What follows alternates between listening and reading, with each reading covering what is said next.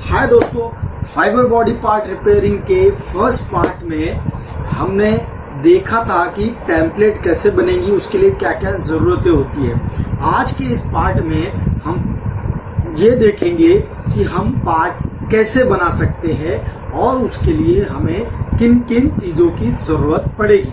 लेकिन दोस्तों, अगर आपने फर्स्ट पार्ट नहीं देखा है तो पहले वो ज़रूर देख लीजिए, क्योंकि उसके बिना सेकंड पार्ट नहीं किया जा सकता। उसका लिंक मैंने डिस्क्रिप्शन में भी दे दिया है और ऊपर आप इंफॉर्मेशन बार में भी देख सकते हैं। तो दोस्तों, पहले वो ज़रूर देख लीजिए। और अगर आपने चैनल को सब्सक्राइब नहीं किया है तो दोस्तों सब्सक्राइब ज़रूर कर दें, क्योंकि मैं आपसे सिर्फ इतनी ही उम्मीद रखता हूं कि आप चैनल को सब्सक्राइब कर वीडियो को लाइक करें और शेयर करें। तो दोस्तों चलिए, टाइम नहीं खराब करते हुए बढ़ते हैं आज के वीडियो की तरफ। तो सबसे पहले मैं आपको ये बताता हूँ कि हमें क्या क्या चीज़ों की ज़रूरत पड़ेगी।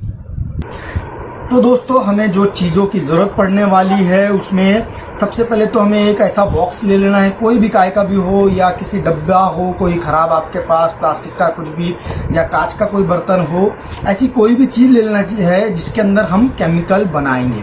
साथ ही दोस्तों, हमें उस केमिकल को यूज़ करने के लिए एक ब्रश की ज़रूरत पड़ेगी। देखिए, अगर बहुत बड़ा पार्ट बनाना है तो हमें बड़ा ब्रश लगेगा, लेकिन ये हमारा छोटा सा रिपेयर का काम है तो हमें इस तरह का जो पेंटिंग का ब्रश होता है छोटा, ये 25 mm का ब्रश 1 इंच का एक ब्रश लगेगा। इसके बाद दोस्तों बहुत इम्पॉर्टेंट चीज़ होती है जो है इसको बनाने के पार्ट को बनाने के केमिकल्स, जिसमें सबसे पहला एक होता है दोस्तों जिसे हम कहते हैं रेजिन। तो अलग अलग तरह के रेजिन आते हैं दोस्तों। तो ये है रेजिन दोस्तों। तो ये आपको कहाँ मिलेगा, ये आपका एक सवाल रहेगा। तो दोस्तों एग्जैक्टली तो हर जगह पे अलग अलग जगह मिलता है। जैसा मेरे शहर में ये एक जो डोर्स बनते हैं आजकल, वो डोर बनाने वाले का सप्लायर जो है डोर बनाने के सामान का, उसके यहाँ मिलता है। तो हमें सबसे पहले लगेगा एक रेजिन। इसी रेजिन के साथ दो चीज़ें और मिक्स करनी होती है दोस्तों, जो कि एक होता है कोबाल्ट और एक होता है हार्डनर। इस तरह की 3 चीज़ें हमें कंपलसरी लगती है दोस्तों। ये तीनों का कॉम्बिनेशन बना के ही हमारा वो सॉल्यूशन बनता है जिससे हम पार्ट बनाते हैं। और इसके साथ साथ एक बहुत ही इम्पॉर्टेंट चीज़ लगती है, वो है दोस्तों फाइबर ग्लास मैट। ये देखिए, ये है फाइबर ग्लास मैट। इस तरह का मैट होता है, ये कांच के रेशो से बना हुआ है दोस्तों।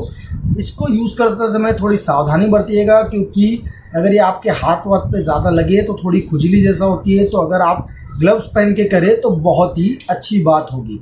और ख़ासकर दोस्तों, अगर आप आपके घर में कर रहे हैं तो ये केमिकल्स यूज़ करते समय नीचे कुछ डाल ले, जैसा मैंने ये बैनर डाला है, क्योंकि ये कांच भी आपके घर में फैल सकते हैं और ये लिक्विड भी बहुत चिपचिपा होता है और चिपक जाता है, तो आपके घर को ख़राब कर सकता है। तो नीचे पहले कोई ख़राब चीज़ डाल दे।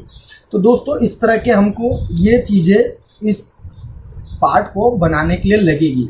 अब इनको यूज़ कैसे करेंगे दोस्तों, तो मैं आपको ये बताता हूँ। तो सबसे पहले आपको ये करना है कि जो आपके पार्ट्स टूटा है उसके हिसाब से आपको इन मैट्स को कट कर लेना है। जैसे क्या मैं आपको यहाँ समझाता हूँ। ये देखिए, ये इस तरह से मैट लगेगा यहाँ। तो ये जो ज़्यादा का हिस्सा है उसको हम कुछ नहीं करेंगे, उसको हम कैंची से काट लेंगे दोस्तों।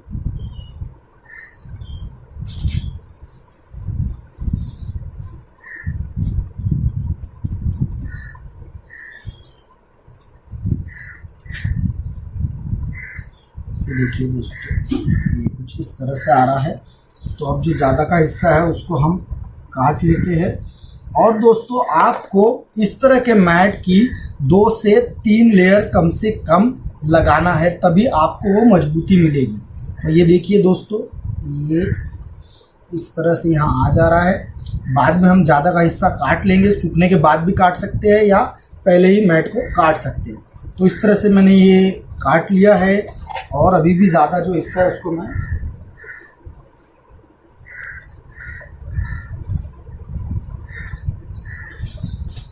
तो ये कुछ इस तरह से हमारा मैट कट गया है ज़रूरत के हिसाब से। थोड़ा बड़ा रखिएगा ताकि ये जो पार्ट है हमारा उस पर वो चिपक सके। ठीक है दोस्तों, तो ऐसे ही हमको 1-2 लेयर कम से कम उस पर लगाना है। एक से ज़्यादा लेयर रहेगी। देखिए ये अब हम इसके ऊपर 2 लेयर काट लिया मैंने, तो बाकी का तो मैं चिपकाने के बाद आपको बता दूंगा। फिलहाल बाकी के बस इसी तरह से हमको करना है। बाकी के जो हिस्से हैं उनके लिए मैं काट के बना लेता हूँ, फिर आपको आगे दिखाता हूँ। तो दोस्तों एक बार हमने ज़रूरत के हिसाब से मैट कट कर ली, उसके बाद हमें जो हमारा केमिकल है वो तैयार करना है जिससे पार्ट बनेगा। तो उसके लिए हमें हमारा ट्रे ले लेना है जिसके भी अंदर डब्बा बॉक्स आपके पास जो भी हो, और उसमें सबसे पहले जितना एक अंदाजे से जैसा जैसा आप इसको काम करेंगे दोस्तों आपको समझ में आने लगेगा कि कितना लगता है। अब एग्जैक्ट कोई ऐसी मात्रा नहीं होती, बता नहीं सकता, तो उसके जितना अपने हिसाब से आप जो ये लिक्विड है वो ले जो आपको लगने वाला है। ज़्यादा ना ले दोस्तों क्योंकि ये थोड़ी देर में सूखने लगता है और रीयूजेबल बार बार नहीं होता है। तो मैंने मेरे अंदाजे से जो मुझे लगता है कि लगेगा, कम ज़्यादा हो थोड़ा थोड़ा ही लीजिए, क्योंकि दोस्तों 2-3 बार लेके हम कर सकते हैं, ज़रूरी नहीं एक ही बार में करें। तो एकदम से ज़्यादा ना ले क्योंकि वो अगर बच गया तो वेस्ट होगा। तो सबसे पहले हमको रेजिन ले लेना है। उसके बाद दोस्तों अब यहाँ ध्यान रखिएगा, कोई गलती मत कीजिएगा, ये कोबाल्ट है और ये हार्डनर है, तो अगर आप इसको गलत तरीके से मिलाएंगे तो भी गड़बड़ हो जाएगी। तो हमें पहले अंदाजे से 2% कहा जाता है दोस्तों, अब एकदम तो हम एग्जैक्ट गिन नहीं सकते, तो 2% दोनों को हमको उसमें डालना होता है। तो एक अंदाजे से मैं 2% कोबाल्ट इसमें डाल दूंगा। दोस्तों इस प्रोसेस को अच्छे से समझे, आगे ना बढ़ाएं। एक मैंने जितना रेजिन लिया है उसका 2% यानी कुछ बूंदे मैं कोबाल्ट की इसमें डाल दूंगा दोस्तों, और इसके बाद इसको अच्छे से हमें मिक्स कर लेना है। दोस्तों ध्यान रखिए कि पहले हमें रेजिन डालना है फिर कोबाल्ट डालना है। ये प्रोसेस उल्टी नहीं करना है कि पहले रेजिन में हार्डनर डाल दिए, वो गलत हो जाएगा दोस्तों। केमिकल में आग लगने का डर होता है और आपका पार्ट सही बनेगा भी नहीं क्योंकि केमिकल रिएक्शन नहीं होगा प्रॉपर। ये डालने के बाद ये देखिए थोड़ा आपका ब्लू हो जाता है। आप इसको जितना मिलाएंगे उसके बाद ये ब्लू से थोड़ा सा ब्राउनिश हो जाएगा दोस्तों। तो इसको अच्छे से मिला ले पहले, खूब अच्छे से। मैं मिलाने के बाद आपको आगे दिखाता हूँ क्योंकि अगर डिटेल में दिखाते रहूँगा तो बहुत लंबा हो जाएगा। तो जैसा कि आप देख सकते हैं इसको मैंने मिला लिया है। अब मिलाने के बाद अब मैं इसके अंदर सेम 2% हार्डनर डालूंगा दोस्तों, कुछ बूंदे, यानी 2% यानी कुछ ही बूंदे होती है। तो ध्यान रखिएगा, ज़्यादा अगर आप हार्डनर डाल देंगे तो बहुत जल्दी आपका केमिकल सूख जाएगा, और कम डालेंगे तो वो शायद दिनों दिन तक सूखेगा ही नहीं। तो ये प्रोसेस बिल्कुल सही होनी चाहिए दोस्तों। तो ये मैंने इसके अंदर हार्डनर डाल दिया है। मैं थोड़ा ज़्यादा डालता हूँ ताकि ये जल्दी सूख जाए, क्योंकि मुझे आदत है काम करने की। तो लेकिन आप ज़्यादा ना डालें, है ना। तो ये मैंने डाल दिया है और अब इसको अच्छे से मिला लेना है दोस्तों हमें। और जब ये पूरा अच्छे से मिल जाए तो अब आपको करना ये है कि अपने पार्ट के ऊपर इसको ऐसा रखना है, अपने पार्ट को दोस्तों, और एक एक लेयर के पहले तो जो जगह है वहाँ पर इसको अच्छे से लगा देने का है। जितने जगह में आपका मैट आएगा वहाँ पर इसको अच्छे से लगा दे ब्रश से।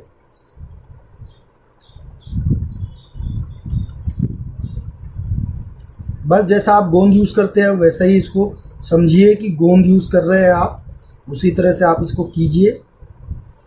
और एक बार ये अच्छे से गीला हो जाए सरफेस, तो उसके ऊपर आपकी पहले एक मैट रखिए, दोनों एक साथ नहीं रखना है, एक मैट बराबर, और इसको बराबर से अरेंज कर ले दोस्तों, ठीक है। और इसके बाद इसमें रेजिन लेके इसको धीरे धीरे टैप कीजिए, और धीरे धीरे कीजिएगा दोस्तों, नीचे थोड़ा हाथ लगा दीजिएगा, नहीं तो आपका पार्ट जो आपने टेम्पलेट बनाया है वो निकल जाएगी। और पूरे इस पे ये इस तरह से ही टैप करते हुए आपको अच्छे से लगा देना है। और उसके बाद हमें दूसरी मैट भी उसके ऊपर लगा देना है, और सेम वही प्रोसेस टैप करके रेजिन उसके ऊपर लगाना है। दोस्तों ध्यान रखें, टैपिंग अच्छे से करें, बबल्स बिल्कुल नहीं रहना चाहिए, थोड़े भी बबल्स रहेंगे तो आपका पार्ट सही बनेगा नहीं।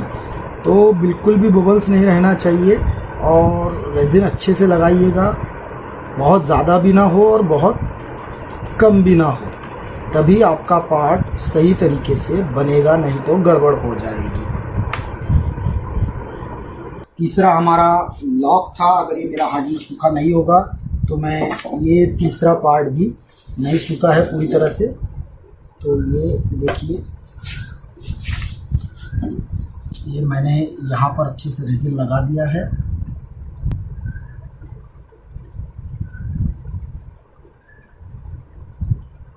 और इसके ऊपर अब मैं ये मैट लगा देता हूँ दोस्तों।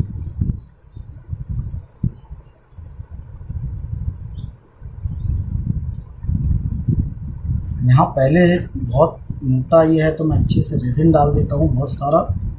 अच्छा, ज़्यादा रेजिन इसलिए डाल रहा हूँ क्योंकि ये बहुत मोटा हिस्सा है, लेवल बराबर हो जाए। लेकिन ध्यान रहे आपका रेजिन बहे ना, इसका आपको ध्यान रखना है। इसके ऊपर अब मैं मैट डाल देता हूँ मजबूती के लिए। मैं पूरे रेजिन से भी ये हिस्सा बना सकता हूँ दोस्तों, लेकिन अगर मैट रहेगी तो वो हिस्सा मजबूत रहेगा क्योंकि मैट उसे पकड़े रखती है।